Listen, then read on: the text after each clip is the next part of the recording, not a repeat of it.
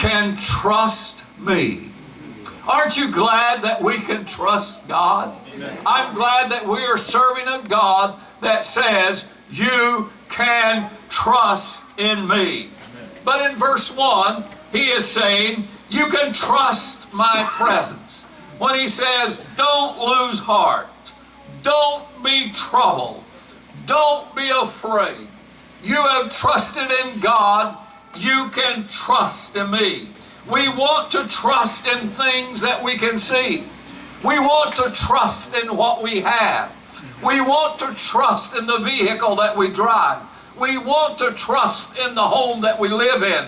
We want to trust in the tangible things around us. But God is saying, if you really want to trust, put your trust in me. Trust in things that are unseen, because the things that are unseen are eternal, while the things that are seen are temporal.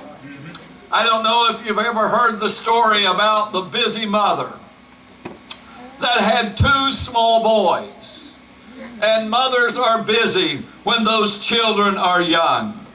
It never ceases to amaze me, but most of my children have young families yet, and when we're in their presence, it's almost like a relief when nighttime comes and they're able to put those little ones down. Finally, relief has come.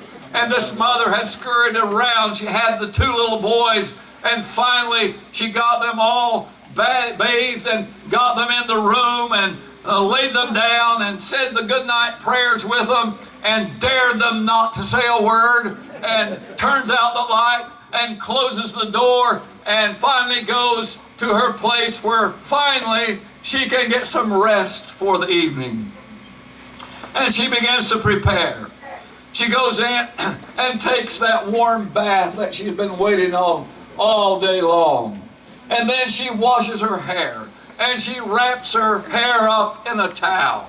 And then she goes to the basin and she begins to put all of this stuff on her face. And she is really enjoying things because she knows that she's going to be able to rest. And then she goes into the den and she sits down, and just as soon as she sits down, she hears the noise from the bedroom. It sounds like a pillow fight is going on.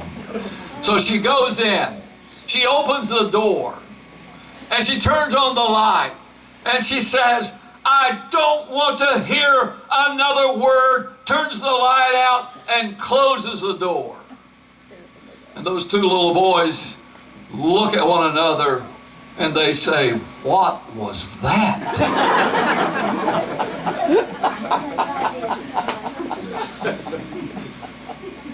When we look in a mirror and see these bodies of ours, they continue to age. And we try so hard to keep them the way that they are.